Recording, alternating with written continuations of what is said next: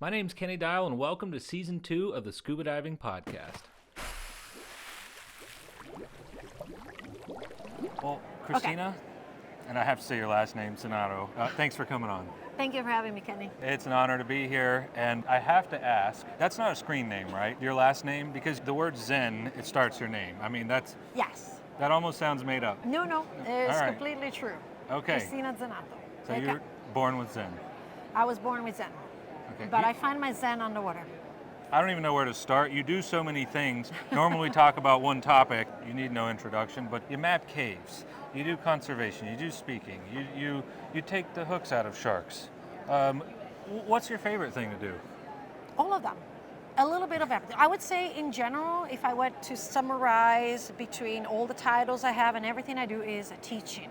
Is sharing what I know with as many people as I can, making them as enthusiastic as I am. I've been in this industry for 29 years. I was just telling a friend of mine, if you put together the minutes I spend underwater, I have over 4 years of my life underwater. And my biggest desire is for you to want to spend whatever it is, sharks, caves, becoming a professional, becoming a conservation and understanding how all of this work. I would say teaching is my favorite, and it's on all of these things. When you first started, did you have a certain opinion that after doing all these things has done a 180, like a total flip? A total flip, yes. There was quite a lot about the concept, for example, of one of the biggest one was like fish doesn't feel pain. Fish doesn't suffer. From before diving to the moment I started diving, it's like, no, wait, these animals actually do feel pain. From a conservation point of view, from the moment I started to now in the diving career, is there's nothing that is black and white. It's never 100%. Things work, but there's always going to be something that we need to adapt to. There's always going to be something that we're going to do that somebody can go, well, and my opinion is instead, let's look at what we can do good instead of looking at the little thing that somebody else didn't do. Just accepting that we will never be perfect, but we do the best that we can, and that each person matters.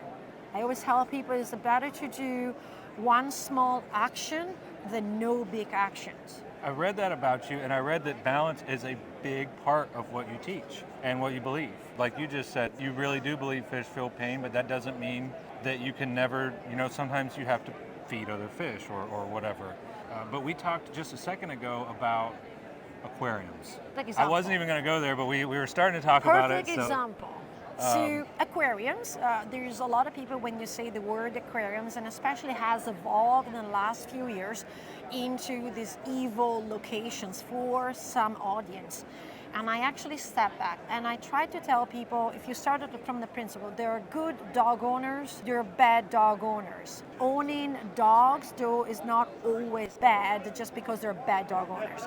So aquariums, they're good aquariums, they might be bad aquariums, but aquariums are not intrinsically wrong or negative. So I explain. My experience with aquariums is they're a teaching ground. And they are the first doorsteps for thousands, if not hundreds of thousands of people around the world to actually understand our world underwater. You and I are divers. We are a minute privilege, right?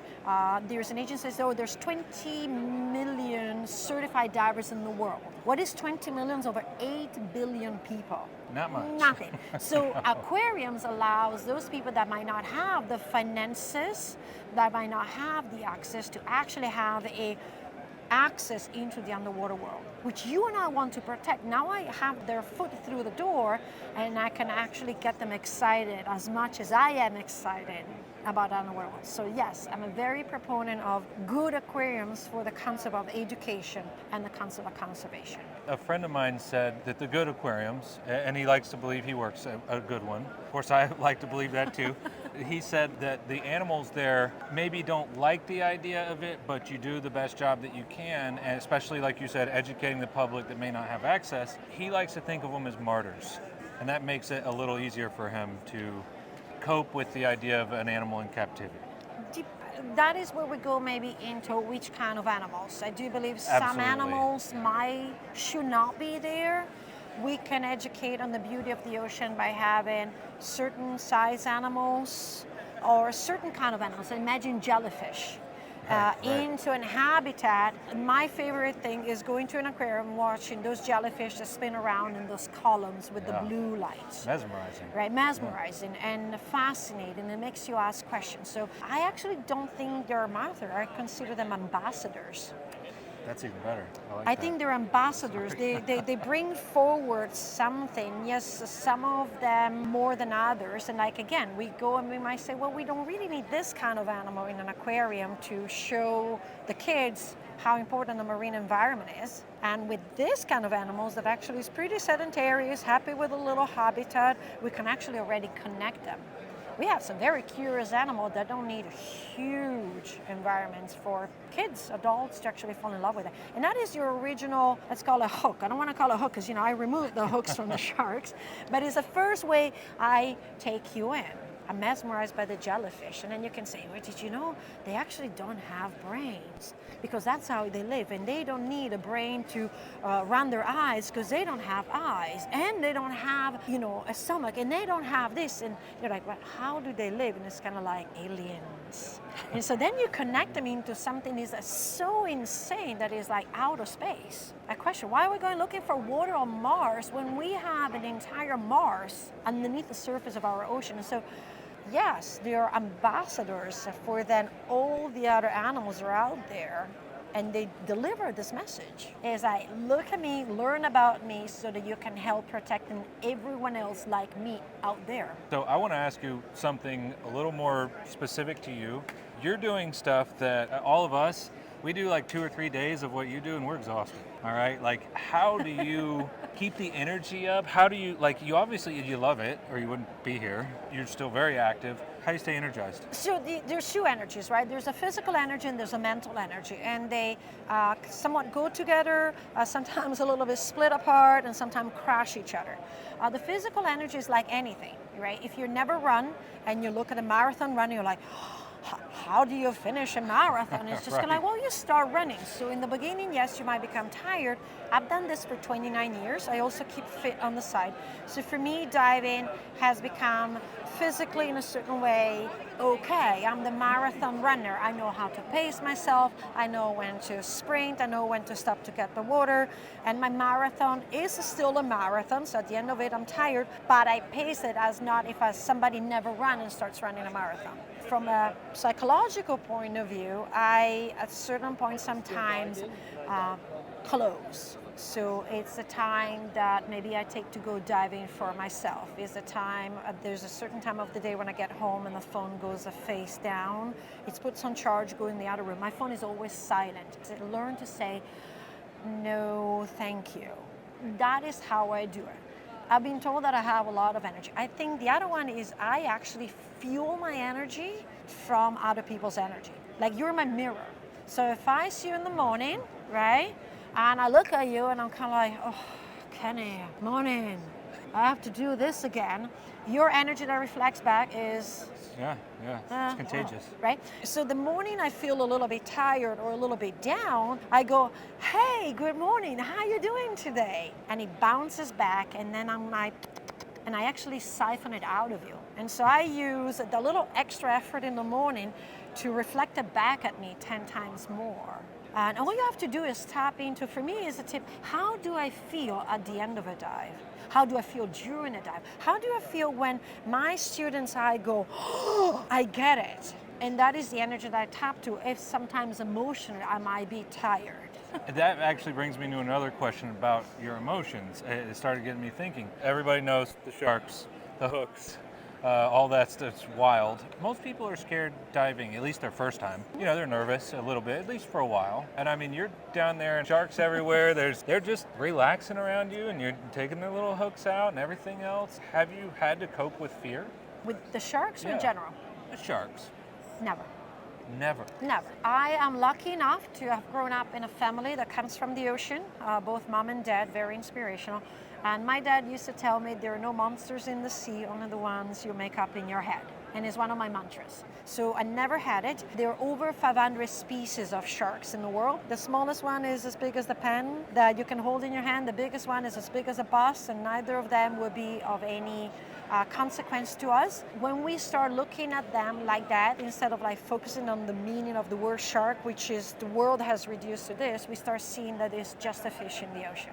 One size does not fit all. So when we work with sharks, we start thinking, where am I? What kind of species? What am I doing? And at the end of the day, we realize that it's a creature that we can interact with at different levels in different ways, according to who they are and their nature. So I've never been scared of them because I'm always been very understanding of who they are, what they do, and respectful of the boundaries. Once you start reading about them, once you start being curious, once you start going to that aquarium, put your head into the glass and start asking questions to have correct answers. Maybe reaching out to people that work with sharks instead of reaching out to them and say, well, I know from the internet that what you're doing, you're going to die. And it's like, why don't you reach out to me? I've done it for 30 years. I can tell you why. I wear protection when I remove the hooks. I'm like a chef that goes in the kitchen with mitten to pull the pan out of the fire. Knowledge is power. It starts with knowledge, I would say. I love what you said, or one size doesn't fit all. It's not just sharks. No, one size does not fit all. And then the other thing we forget, not all humans behave the same. The same human does not behave the same. You have the morning when you wake up and you are okay, and there's a morning where you wake up and you are maybe frustrated, angry, tired. Why not sharks? Why cannot anything that has affected them through the night? Could be an injury, could be man intrusion, could be something that we haven't even witnessed has affected their mental state. So we just consider these animals like this gray body swimming around. But instead of, we start looking at them as creatures, as a fish, as an animal, different energy levels, different emotional levels, maybe not the range that primates might have, but they are affected by the external factors. My sharks, the one I work with, are affected by the arrival of the hurricanes. They look like humans during the pandemic, but instead of stocking up on toilet paper, they start stocking up on fish. I never understood the toilet paper thing. I would stocking up on food, but the sharks are 4 or 5 days out when the hurricanes are coming. The Caribbean reef sharks become very agitated, very intense. They're swimming around. Well, the barometric pressure is changing.